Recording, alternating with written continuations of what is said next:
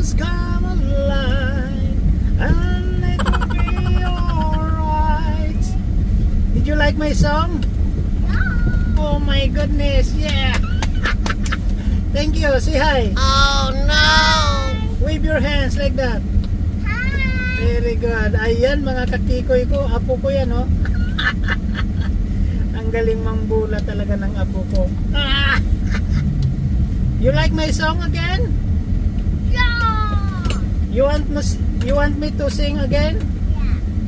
Close the windows, come alive, and it will be alright.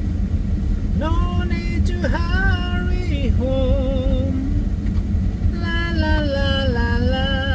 Forevermore, forevermore. And your turn. Okay, go ahead. Oh no! What song you like?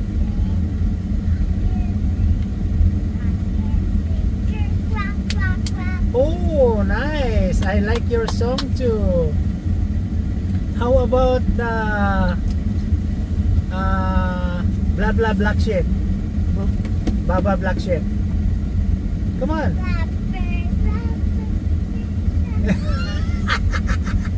Ayan mga kakikoy ko, ano siya oh.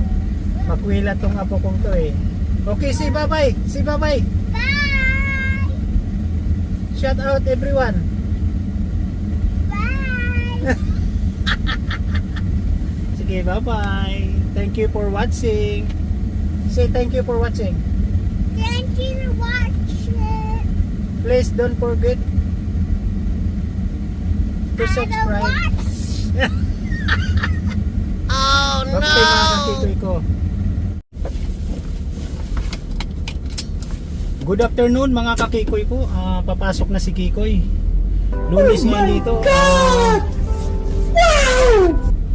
Monday, March 16. So kakayod na naman si Kikoy ng isang kinsina para sa sahod. Alright. Oh no! Ang pasok ko 2:30 until 11. Alright, 5 days a week. So ayan, medyo maganda na ngayon dito. Minus 13. Thanks God. Sa parting Alberta o Manitoba o ano na sila, spring na. Yung mga kaibigan ko nagpo-post na doon na ano, maganda ng panahon. Pero dito, oh my God, tingnan nyo naman, napakadaming snow pa. Ang Saskatchewan ay isa sa pinakamaraming snow sa province of Saskatchewan sa buong Canada.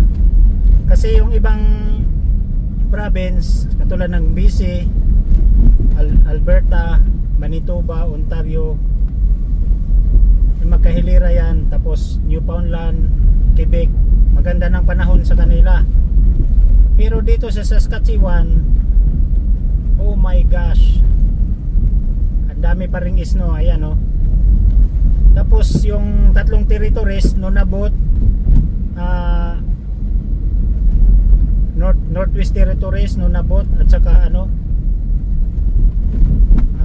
ba yung isa? Nakalimutan ko. Inuit ba? Oh no! Nakalimutan na ni Kiko yung ano, tatlong territories. Basta yun na yun.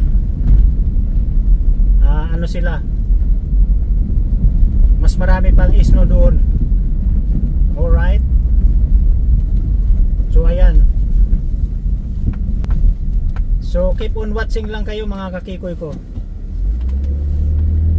Alright, yan. Although sikat na sikat yung araw, pero super lamig. Oh no! Super lamig. Alright. Wala pa yung kasamahan ko. So dito tayo pa parking. Oh, doon na paatras ang parking ni Kikoy. So mamaya pag uwi kong alas 6, i-upload ko ulit. Sige, keep on watching lang mga kakikoy. So, papasok na tayo mga kakikoy ko. Medyo windy yung flag, di ba? Windy. So, yun yung trabaho ni Tito.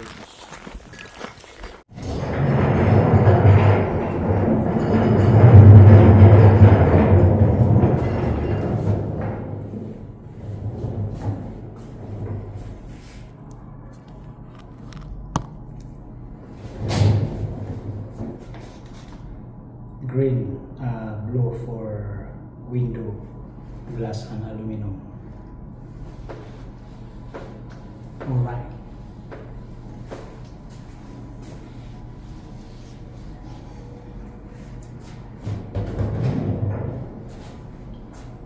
Yellow. Ready to use sanitizer.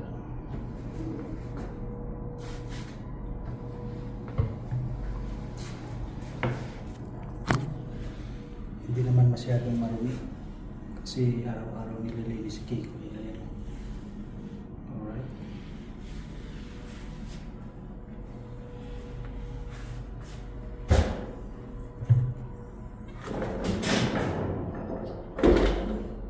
Red for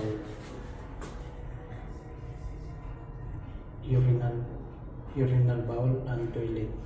Red. And oxy, hydrogen peroxide. Kipon na siya. Actually mga kakikoy ko, kami rin ang lalabas sa aming basahan o rag na ginagamit.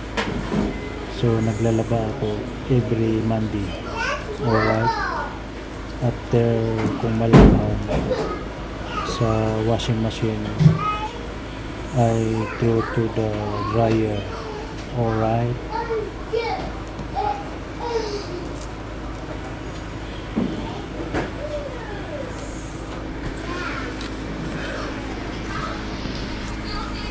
So yan o. So every Monday ako nagwa-washing mga kakikoy ko. Nakasit na yan. Normal lang, normal. Tapos warm. Tapos regular. Not heavy kasi kunti lang. Tapos start. So ganun lang mga kakikoy. Yan ang bucket ni Kikoy. Merong yan. Rat bucket. Kikoy YouTube channel. Kikoy YouTube TV. Alright. So, ganun lang mga kakikoy ko. Keep on watching. Hello mga kakikoy ko. Nakalimutan ko yung baon ko. Yan pang merienda. Ano to? Banana bread. So, gawa pa naman ni Kikay. Alright. Salamat Kikay. So, kinuha ko. So, yan yung bus dito. Yan. Northeast School Division bus. Hello mga kakikoy ko, mga kakikay ko dyan. Ito ang huli kong gawa o trabaho bago mag-uwian sa trabaho. Winawasin ko ang hallway para malinis kinabukasan. Alright. Ayan si Kikoy. In my 16 years, isang bisis lang nabangga, but ang price niyan, yung catalytic control niya, around 2,800 Canadian dollar. So kung pira sa Pilipinas ay nasa 100,000 na higit. So ayan mga kakikoy ko, uwian na. Alas 8 na dito. Alright. So thank you Lord. Another day, another night pala. So thank you so much. Alright. Yun, malakas ang hangin.